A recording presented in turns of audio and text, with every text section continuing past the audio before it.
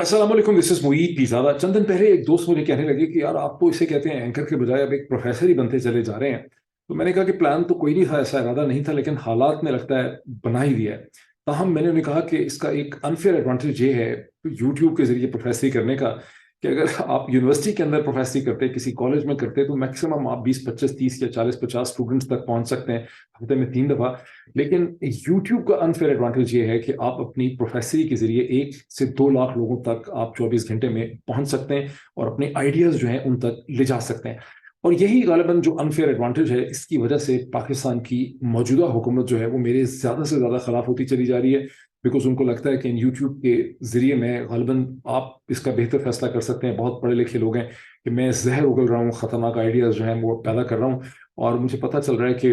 नित नए केसेस जो है मेरे खिलाफ कि मैं रियासत के खिलाफ हूँ, मैं पता नहीं क्या कर रहा हूँ, नुकसान पहुंचा रहा हूँ मुल्क को, इस किस्म के केसेस मेरे खिलाफ बनाने की कोशिश की जा रही है या ड्राइंग बोर्ड के ऊपर है। मजीद उसकी इन्फॉर्मेशन भी मैं आपसे शेयर करूंगा। गालिबन वो चाहते हैं कि मैं कभी पाकिस्तान ना हूँ, परेशान रखें मुझे। लेकिन ये जो अनफेयर एडवांटेज है जिसका मैंने अभी जिक्र किया, इस अनफेयर एडवांटेज को आज मैं थोड़ा सा इस्तेमाल करना चाहता हूँ। मुझे एहसास है कि इस चैनल को अल्लाह की बड़ी मेहरबानी है कि बड़े पढ़े लिखे लोग, बड़े अक्लमंद लोग, ऑफ एज, बहुत एक्सपीरियंस के लोग, जिनका मल्टीनेशनल ऑर्गेनाइजेशंस में एक्सपीरियंस है, बिजनेस का एक्सपीरियंस है, मेडिसिन का एक्सपीरियंस है, ऑर्गेनाइजेशनल एक्सपीरियंस है, हुकूमत का एक्सपीरियंस है, लॉ का एक्सपीरियंस है, वो इस यूट्यूब चैनल को फॉलो करते हैं, जो कनाडा में हैं, जो यूनाइटेड स्टेट्स में हैं, जो यूके में हैं, जो लैटिन अमेरिका में हैं। मुझे रिस्पॉन्सेज भी मिलते हैं मिडल ईस्ट में हैं, पाकिस्तान में। तो मैं इस अनफेयर एडवांटेज का इस्तेमाल करके मैं एक आइडिया आपके सामने रखना चाहता हूँ, मैं एक एनालिसिस आपके सामने रखना चाहता हूँ। इसको आखिर तक देखिएगा और मैं चाहता हूँ कि इसे आप डिस्कस करें और इससे आप एग्री करते हैं, इस पर सोचें, खुद से सोचें, अपनी डॉट कनेक्टिंग करें जो मैं आपके सामने रखूंगा। और अगर मैं 2 लाख लोगों तक ये आइडिया पहुंचाता हूँ और आप आगे 5 लोगों तक वो पहुंचाते हैं, तो समझें 24 घंटे या 48 घंटे में आप इस आइडिया को 1 मिलियन, 10 लाख लोगों तक इस आइडिया को पहुंचा सकते हैं। ये आप इस आइडिया के नीचे टायर लगा देंगे। और आइडिया बड़ा इंपॉर्टेंट है और इस पर आपने सोचना है। ये मेरी आपसे रिक्वेस्ट है कि आपने इसके ऊपर सोचना है, ठीक है। लेकिन इससे पहले कि हम उस आइडिया की तरफ चलें, अच्छा, आइडिया खाली एक जगह नहीं है, कि जितना कुछ मैं आपके सामने रखूंगा, इसमें जगह जगह ऐसे पॉइंट्स हैं जिसके ऊपर आपको डॉट कनेक्टिंग की खुद से ज़रूरत है। अगर मैं खुल के ना भी वो डॉट कनेक्टिंग करूं, तो आपने वो डॉट कनेक्टिंग जो है वो करनी होगी। तो लेट्स सी, पहले हम देख लें कि डेवलपमेंट्स हैं क्या। अब तो ये अब रीति हो गई है गुज़िश्ता 15 दिन की, मेरा ख्याल है 2 हफ्ते हो गए हैं, कि टेलीविजन के अंदर बहुत से लोगों की प्रेस कॉन्फ्रेंसेस होती हैं। अदालतें भी कह रही हैं कि भाई आपको छोड़ेंगे नहीं जब तक आप प्रेस कॉन्फ्रेंस नहीं करेंगे। तो एक लाव लश्कर होता है, बड़ी इंपॉर्टेंट जगह पे पहुंचते हैं, पूरे पाकिस्तान के 33 टेलीविजन चैनल्स के कैमरा वहां पे मौजूद होते हैं। भला पूछे मैं और आप अभी कहीं प्रेस कॉन्फ्रेंस करना चाहें तो कितने कैमरे वहां पे पहुंच पाएंगे। लेकिन बहरहाल 30+ टेलीविजन चैनल्स के कैमराज होते हैं और फिर टेलीविजन चैनल्स को हदायत मिलती हैं कि वो सारा दिन में घंटों इन प्रेस कॉन्फ्रेंसेस को दिखाते हैं। तो आज का भी जो दिन इख्तिताम पजीर हुआ, a day that has gone into the dustbin of history, उसमें जमशेद चीमा साहब और उनकी अहलिया मुस्तरद जमशेद चीमा, जो निकले हैं जेल से और पहले से मशहूर था कि प्रेस कॉन्फ्रेंस करेंगे, उन्होंने प्रेस कॉन्फ्रेंस की और on and on and on and on उनकी प्रेस कॉन्फ्रेंस चलती रही, जिसमें उन्होंने अपने उस गम और दुख का बार बार उन्होंने कहा कि 9 मई में जो वाकयात हुए हैं वो बिल्कुल ऐसा था जैसे मतलब कहा नहीं उन्होंने वैसे, लेकिन उनके जिस तरह से उसको कह रहे थे, ऐसा लगता था कि वो हिरोशिमा और नागासाकी के ऊपर जो एटॉमिक बॉम्ब ड्रॉप किए गए थे उसका जिक्र कर रहे थे। शायद जो 6 मिलियन जूस को होलोकास्ट में जला के खाकस्तर कर दिया गया था, शायद उसका जिक्र कर रहे थे। शायद कश्मीर के अंदर जो 1 लाख लोगों को मारा गया, हजारों औरतों को वहां पर रेप कर दिया गया ऑक्यूपाइड जम्मू एंड कश्मीर में, शायद उसकी वजह से वो इतने दुख का इजहार कर रहे थे। शायद आर्मी पब्लिक स्कूल में जो बच्चे हमारे 150 और उनकी फैकल्टी जो है उनको जो कोल्ड ब्लड में मर्डर कर दिया गया था, शायद उसके दुख का वो इजहार कर रहे थे। शायद वो 1971 में हमें हिंदुस्तान के सामने इंतहाई नदामत और शर्म और हमारी बड़ी बेइज्जती हुई जब हमें वहां सरेंडर करना पड़ा, शायद उस दुख का वो इजहार कर रहे थे। शायद कारगिल में जिस तरह से हमें छोड़ना पड़ा वहां से, और हमें जो वहां से विड्रॉ कर रहे थे छोड़ते हुए, तो हम पे जिस तरह से हिंदुस्तान ने हमारी नॉर्दर्न लाइट इन्फेंट्री एनएलआई की गुरेलस का कत्लेआम किया, उनके ऊपर फायरिंग करके, शायद उसके वो दुख का इजहार कर रहे थे। या पाकिस्तान की जो मईशत इतनी तबाह हो चुकी है, शायद उसके दुख का वो इजहार कर रहे थे। लेकिन ऐसा था नहीं, क्योंकि वो कैसे वाकई के दुख का इजहार कर रहे थे जिसमें कोई भी गवर्नमेंट ऑफिशियल जो है वो किसी प्रोटेस्टर्स की गोली लगने से या उनके किसी पथराव से मरा नहीं, उसको उसकी शहादत नहीं हुई है। लेकिन जो प्रोटेस्टर्स थे उसमें बहुत बड़ी तादाद, उनको फिक्र भी हुकूमत जो है वो कैलकुलेट करने की कोशिश नहीं कर रही فارمر پرائم منسٹر پاکستان 25 کے فگر کا ذکر کرتے ہیں, بہت سے لوگ پرائیویٹلی 50 اور 70 تک کی بات کرتے ہیں, لیکن حکومت نے کوئی سرٹیفائڈ لسٹ, اور لسٹ دینے کا طریقہ یہ ہوتا ہے کہ آپ کہتے ہیں یہ یہاں مرا, یہاں اس کی ڈیتھ ہوئی, یہ اس کا نام تھا, یہ اس کی عمر تھی. وہ نہ پی ٹی آئی نے کیا نہ انہوں نے کیا. بہرحال انہوں نے بہت لمبی چوڑی پریس کانفرنس کی, لیکن مسرت چیمہ, جمشید چیمہ اور مسرت جمشید چیمہ کی پریس کانفرنس سے کہیں زیادہ امپورٹنٹ پریس کانفرنس جو تھی وہ بیرسٹر ملیکہ بخاری کی تھی, جن کے چہرے کے اوپر دکھ اور غم کے اثرات بھی تھے جب انہوں نے کہا کہ میں تحریک انصاف اور سیاست کو چھوڑوں گی, اور انہوں نے کہا کہ میرا 13 سال کا بچہ ہے, ذہن میں رکھیں. بہت انٹرسٹنگ, انہوں نے تو اتنا ہی کہا بیکاز وہ تو جیل سے نکل کے آئی ہیں, انہوں نے یہ پریس کانفرنس کی. لیکن ایک دن پہلے عمران خان نے اپنا جو نیشن کو ایڈریس کیا تھا 40 منٹ کا, جس میں انہوں نے القادر یونیورسٹی کا بھی, ٹرسٹ کا بھی ذکر کیا تھا, اس میں عمران خان نے نام لیے بغیر یہ کہا تھا کہ میرے پارٹی کے ممبران کو تو اس حد تک دھمکیاں دی جا رہی ہیں کہ تمہارے 13 سال کے بچے کو اٹھا لیں گے, اور ایک کم از کم ہمارے پارٹی کے شخص, نام نہیں لیا انہوں نے, عودم عورت, وہ ایسے بھی ہیں کہ ان کو یہ جب جو نہیں مان رہے تھے تو ان کو 13 سال کے بچے کو اٹھا کے لے جانے کی بات کی گئی. تو بات تھوڑی سی یہاں پہ کنیکٹ ہوتے ہوتی نظر آتی ہے ڈاٹ کنیکٹنگ میں, کہ ملیکہ بخاری کوئی 3 دن کے بعد نہیں نکلی, 5 دن کے بعد نہیں نکلی, 6 دن کے بعد نہیں نکلی, 15 دن کے بعد وہاں سے نکلی ہیں, اور بچے کا بھی انہوں نے ذکر وہاں پہ کر دیا. اب جب میں ملیکہ بخاری کا فیس ایکسپریشن دیکھ رہا تھا تو مجھے 2018 کا ایک کے 2 واقعات یاد آ رہے تھے. آپ کو یاد ہوگا کہ سب کو یاد ہے, کوئی ایسا آپ میں ہوگا نہیں, کہ 2 اکتوبر 2018 کو MBS, ایک طاقتور شہزادہ جو ہے بادشاہ, اس کے بارے میں یہ بتایا جاتا ہے کہ ترکی میں اس نے ایک سعودی جرنلسٹ جو واشنگٹن پوسٹ کا کورسپونڈنٹ بھی تھا, جمال خشوگی,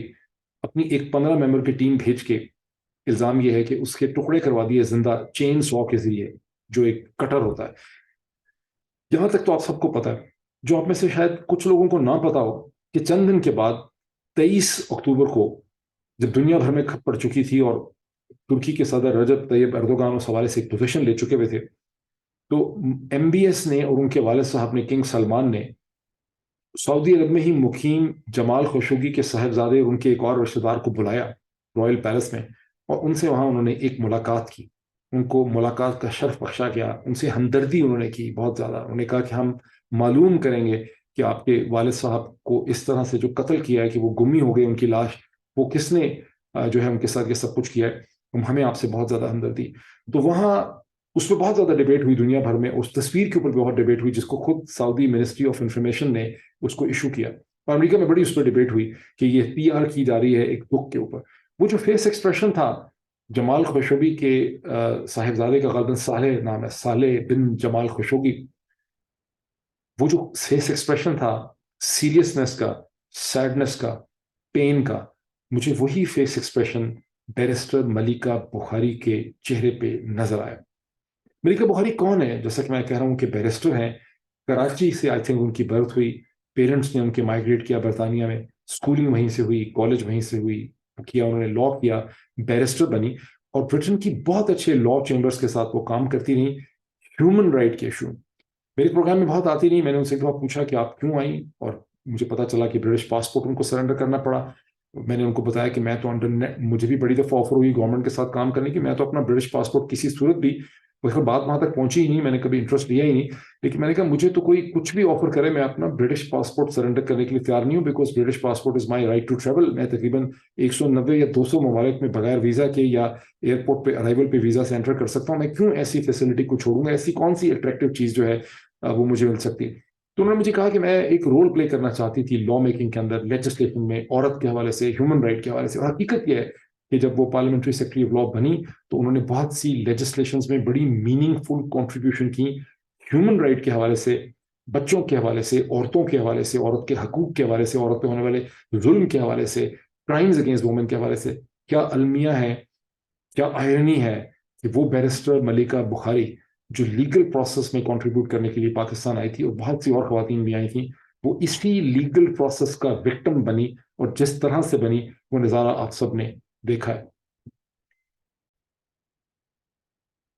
اب یہ جو دن اختتام پذیر ہوا, جس کے بارے میں آپ سن چکے ہیں کہ اسے یوم تقریم شہداء کے طور پہ پاکستان میں بنایا گیا, جو ملٹری کا انیشیٹو تھا, اس میں آرمی چیف کی بڑی سٹیٹمنٹس بھی سامنے آئیں, اور لوگوں کی بھی سٹیٹمنٹس آ رہی ہیں, ٹیلی ویژن بھی اس کے حوالے سے بھرے پڑے تھے. اب ظاہر ہے جب اس طرح ہم پولیٹیکل انالیسس کرتے ہیں تو ہمیں یہ سمجھ آتی ہے کہ جو پریزنٹ ملٹری لیڈرشپ ہے وہ اپنے آپ کو مارٹرز اور شہداء کے پیچھے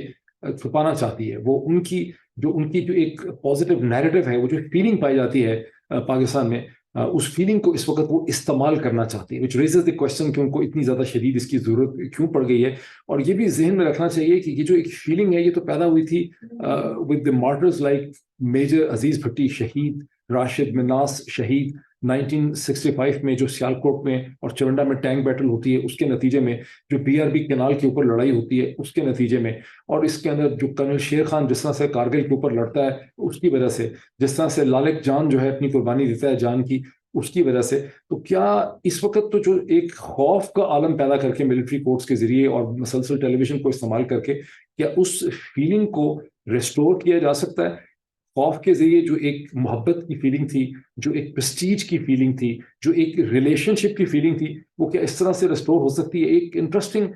کوشچن ہے سوچنے کے لیے. لیکن سمجھ کے آ رہی ہے کہ ایک نیریٹو کو ریسٹور کرنے کی کوشش کی جا رہی ہے, which brings me to the principal theme of this vlog, the power of the narrative. 2004 میں BBC2 نے ایک ڈاکومنٹری بنائی 3 پارٹ کی. ایڈم کرٹس اس کے پروڈیوسر اور رائٹر ڈائریکٹر تھے, اور وہ اب نیٹ فلکس کے اوپر بھی اویلیبل ہے. اس ڈاکومنٹری کا نام تھا power of the night measures. آپ میں سے بہت سے لوگوں نے وہ ڈاکومنٹری دیکھی ہوگی. وہ 9/11 کے تناظر کے اندر بنائی گئی تھی, اور اس میں اس طرح سے ڈیفینیٹو تو نہیں ہے, لیکن اس کے اندر یہ سمجھایا ڈاکومنٹری میکر نے power of the night measures میں کہ کس طرح سے ویسٹرن گورنمنٹس اور کنزرویٹو اسلام دونوں نے اپنے اپنے بڑے خوفناک قسم کے نیریٹو بناتے ہیں لوگوں کو کنٹرول کرنے کے لیے. کیونکہ حکومتوں کا جو اصل مسئلہ ہے وہ یہ کہ لوگوں کے دل و دماغ کو انہوں نے کنٹرول کرنا ہے, اس کے لیے انہیں نیریٹو شیپ کرنے پڑتے ہیں. جو سیکولر ہسٹورین ہے, جو سیکولر لینس سے دنیا کی تاریخ کو دیکھتا ہے, وہ یہ سمجھتا ہے کہ تمام مذاہب جو ہیں وہ نیریٹوز ہیں, بڑے پاورفل نیریٹوز ہیں, اور وہ ان کو بڑا اس کے اوپر بہت زیادہ لٹریچر پایا جاتا ہے اس پاور آف دا نیریٹو میں. اسلام تو چونکہ ایک سنگل سورس سے اس کی تمام انفارمیشن ہمارے پاس آتی ہے, ہم اس کو ایک طرف رکھتے ہیں, اس کنٹروورسی میں ہم نہیں جاتے. کرسچینٹی کو اگر آپ دیکھیں, کیونکہ کرسچینٹی اور جو ببلیکل جو بائبل ہے, جو نیو ٹیسٹمنٹ ہے, وہ حضرت عیسیٰ علیہ السلام سے وہ ڈائریکٹلی منسوب نہیں ہے, بلکہ ان کے بعد آنے والے جو سینٹس ہیں وہ انہوں نے اس کو کلیکٹ کیا ہے. اس کے اندر بہت سی سٹوریز ہیں, بہت سے نیریٹوز ہیں, اور ہر نیریٹو جو ہے اس کے اندر ایک مورل آؤٹ کم ہے, اس میں ایک اخلاقی آؤٹ کم ہے. جو بھی نیریٹو ہوتا ہے, جو سٹوری ہوتی ہے, وہ ناول کی شکل میں ہو, وہ فلم کی شکل میں ہو, وہ تھیٹر ہو, وہ ڈراما ہو, اس میں ایک اسینشل کانفلکٹ ہوتا ہے, اور وہ کانفلکٹ ہوتا ہے between the good and the bad. ایک سائڈ اچھی ہوتی ہے, ایک سائڈ بری ہوتی ہے. یہ اسینشل اس میں کشمکش ہوتی ہے اچھے برے کے درمیان. اب میں چاہوں گا کہ اپنا مائنڈ فوکس کریں کہ 9 مئی 2023 سے پہلے پاکستان کا نیریٹو کیا تھا, اور 9 مئی 2023 کے بعد پاکستان کا نیریٹو جو ہے اس وقت کیا ہے. 9 مئی سے میں نے کچھ پوائنٹس رکھے ہیں, بچوں والی کاپی میرے پاس ہے. اگر میں آپ کو بتاؤں, 9 مئی 2023 سے پہلے کا نیریٹو یہ تھا کہ 13 مہینے کی جو جدوجہد, مار پیٹ, جلسے جلوس, حکومت کے کیسز بنائے, ہر شخص کے اوپر 10 کیسز بنائے, تو حکومت تحریک انصاف کے کسی بھی لیڈر کو, کسی بھی ورکر کو توڑ نہ سکی. پارٹی انٹیکٹ ہے, اس کی پاپولیرٹی میں اضافہ ہو رہا ہے, لوگ کھڑے ہوئے ہیں, الیکشن مانگ رہے ہیں. اسی سارے ٹائم پیریڈ میں تحریک انصاف کی جو سائڈ ہے وہ ایک وکٹم بن کے ایمرج کرتی ہے ڈیوڈ اینڈ گولیات کی بیٹل میں, جس میں ہم دیکھتے ہیں کہ مرحوم ارشد شریف کا قتل ہوتا ہے, اعظم سواتی کے ساتھ جو زد و کوب کیا جاتا ہے, ڈاکٹر شہباز گل کے ساتھ جو تشدد ہوتا ہے, جس طرح سے عمران ریاض خان کو اٹھا کے مارا پیٹا جاتا ہے, مختلف جگہوں پہ لے جایا جاتا ہے, پھر جس طرح سے عمران خان کے اوپر قاتلانہ حملہ ہوتا ہے, جس طرح سے مارچ میں former prime minister Imran Khan کی رہائش کا زمان پاک کے باہر 24 گھنٹے تک ایک پچ بیٹل ہوتی ہے, جس طرح سے 18 مارچ کو اسلام آباد جوڈیشل کمپلیکس کے باہر ایک پچ بیٹل وہاں پہ ایک صورتحال ڈیولپ کر جاتی ہے. پنجاب اور خیبر پختونخوا کی اسمبلیوں کا ڈیزالو ہونا, معاملے کا سپریم کورٹ کے سامنے آنا, الیکشن کمیشن آف پاکستان کا مسلسل ڈیفینسو پہ جانا, گورنمنٹ آف پنجاب کا, گورننس کا, تو ایک نیریٹو جو ہے آپ کو کلیئرلی وہاں پہ جو ہے وہ ڈیولپ ہوتا نظر آتا ہے, جس میں ایک سائڈ آپ کو حق کے اوپر کھڑی نظر آتی ہے, اور دوسری سائڈ آپ کو جو ہے وہ ظلم کے اوپر, باطل کے اوپر کھڑی نظر آتی ہے. ایک سائڈ آپ کو جو ہے وہ پازیٹیو पोजीशन लेते नजर आती है, दूसरी साइड के पास अपने आप को डिफेंड करने का आर्गुमेंट जो है वो कहीं नहीं होता, और आप किसी को अलग होते नहीं देखते। कोई जवाज नहीं है, कोई वजह नहीं है किसी को तहरीक इंसाफ से अलग होने की, कोई इनको फोर्स भी नहीं कर सकता। अब आप देखें कि 9 मई के बाद क्या होता है, तहरीक इंसाफ के लीडर जो हैं उनको मजबूर कर दिया जाता है इस्तीफों के लिए, और फिर वो आके अपनी कहानी प्रेस कॉन्फ्रेंस में सुनाते हैं, वो आप देख रहे हैं उसका मजीद क्या कहना। ये एक और भी इंटरेस्टिंग चीजें देखी जिसको शायद आपने गौर से ना देखा हो। आर्मी की जो वेटरन्स हैं, वेटरन्स ऑफ पाकिस्तान जो हैं, वो डिफेंसिव पे चले जाते हैं। वो veterans of Pakistan which breathing on to the establishment कि भाई को हल निकालें, ये चीज़ ठीक नहीं हो रही, वो डिफेंसिव पे चले जाते हैं। मैंने देखा है कि जो रिटायर्ड जनरल ऑफिसर्स हैं, सीनियर जनरल्स हैं, बाज उनमें जो मसलसल ट्विटर के ऊपर बड़े एक्टिव थे, मसलसल एक फीडबैक दे रहे थे कि ये नहीं करना चाहिए, ये नहीं करना चाहिए, वो खामोश हो गए हैं। वो भी एक तरह से माफिया मांगते हुए आपको वहाँ पे जो है वो नजर आ रहे हैं। आर्मी के अंदर जो एक फीलिंग थी कि डिसेंट की, जिसको फीलिंग आप कह सकते हैं, उसको आप देख रहे हैं कि जगह जगह कैंटोनमेंट के अंदर या तो आर्मी चीफ खुद जा रहे हैं, गैरिजन के अंदर जा रहे हैं, या और सीनियर अफसरान वहाँ पे जा रहे हैं, और वहाँ पर एक एक एहसास है कि रियासत के ऊपर, फौज के ऊपर जो है तहरीक इंसाफ ने एक हमला कर दिया। और पीटीआई जो है उसको मसलसल एक वो डिफेंसिव पे है इस सारी सूरत हाल में। सिर्फ एक इमरान खान इस वक्त वाहिद शख्स है जिसने सुप्रीम कोर्ट ऑफ पाकिस्तान के सामने एक पिटीशन भी डाली है, और उस पिटीशन में इमरान खान ने एक बार फिर कहा है कि 9 मई के वाकयात जो हैं उनकी एक इन्वेस्टिगेशन जो है वो करवाने की ज़रूरत है। ये जो टर्न अराउंड ऑफ नैरेटिव है जिसमें तहरीक इंसाफ जो है 9 मई से पहले तहरीक इंसाफ हक के ऊपर थी, तहरीक इंसाफ विक्टिम थी, तहरीक इंसाफ डेविड थी, तहरीक इंसाफ जो है उसमें बर्दाश्त थी, उसमें इस्तकामत थी। 9 मई के बाद तहरीक इंसाफ मुजरिम है, तहरीक इंसाफ जो है उसने रियासत के ऊपर हमला किया है, तहरीक इंसाफ के लोग उसको छोड़ रहे हैं, उसमें कॉन्फिडेंस नहीं है। ये सारे वाक़े को जब आप देखते हैं तो अपने आप से एक सवाल पूछें, ठंडा सांस लें, पानी का ग्लास पिएं, या कॉफ़ी पिएं, या सिगरेट जलाएं, इस तरह करके उसके बाद अपने आप से सवाल पूछें, क्या ये महज एक हादसा हो गया है, या एक साइड के पास कोई स्क्रिप्ट था, कोई प्लान था कि अगर हम बटन ये ट्रिगर दबाएंगे, जो कि किया उन्होंने इमरान खान को खास तरह से गिरफ्तार करके, जिसकी बिल्कुल ज़रूरत नहीं थी। मकसद गालिबन शायद इमरान खान की गिरफ्तारी का मुझे समझ आती है आ ही नहीं है, अभी तक हम कंफ्यूज हैं। बाज़ अखबारात लिखते हैं कि इसका जो फेज़ 1 था उसको वो कहते हैं कि वो इमरान खान ने जीत लिया, और अब जो फेज़ 2 है उसको कौन जीतेगा, इस तरह की बातें हो रही हैं। This is round one and round 2। This is a flawed interpretation. मेरा ख्याल है कि इमरान खान की गिरफ्तारी से ज़्यादा मकसद ये था कि ये वाले हालात पैदा किए जाएं जिसके नतीजे में 9 में हुआ, बिकॉज इस नैरेटिव को टर्न अराउंड करना निज़ाम की,